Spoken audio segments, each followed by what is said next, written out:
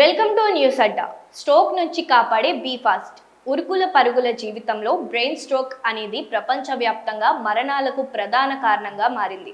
25 ఏళ్ల పైబడిన ప్రతి నలుగురిలో ఒకరు తమ జీవిత కాలంలో స్ట్రోక్ బారిన పడే అవకాశం ఉందని వరల్డ్ స్ట్రోక్ ఆర్గనైజేషన్ తేల్చింది.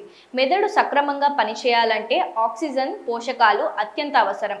ఏదైనా కారణం వల్ల మెదడుకు రక్త ప్రసరణ నిలిచిపోయినా, మెదడులో రక్తస్రావం జరిగినా దానిని స్ట్రోక్ అంటారు.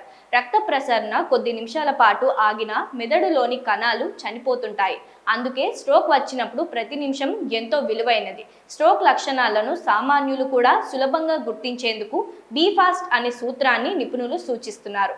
ఇందులో ఒక్కో అక్షరానికి ఒక్కో అర్థం ఉంది. వాటి గురించి తెలుసుకుందాం. బీ ఫాస్ట్ అంటే ఏమిటో మొదట తెలుసుకుందాం. B balance. అకస్మాత్తుగా నడకలో తడబాటు రావడం, శరీర స్థితిని కోల్పోవడం లేదా విపరీతంగా తల తిప్పుతున్నట్టుగా అనిపించడం. ఈ కళ్ళు.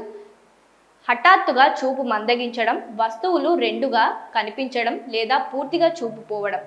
ముఖం ఒక వైపునకు పక్కకు పోయినట్లు అవ్వడం లేదా నవ్వినప్పుడు ముఖంలో అసమానతలు కనిపించడం. ఆర్ చేతులు బలహీనం కావడం, ఒక చేతిని పైకి ఎత్తలేకపోవడం లేదా మొద్దుబారిపోయినట్లు అనిపించడం. స్విచ్. మాట ముద్దుగా అస్పష్టంగా రావడం లేదా ఇతరులు చెప్పేది అర్థం చేసుకోలేకపోవడం.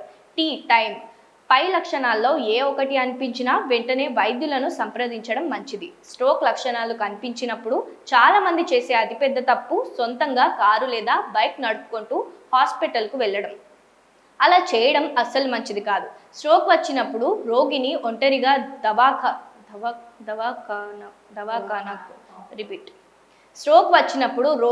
ఒంటరిగా దవాఖానాకు పంపకూడదు.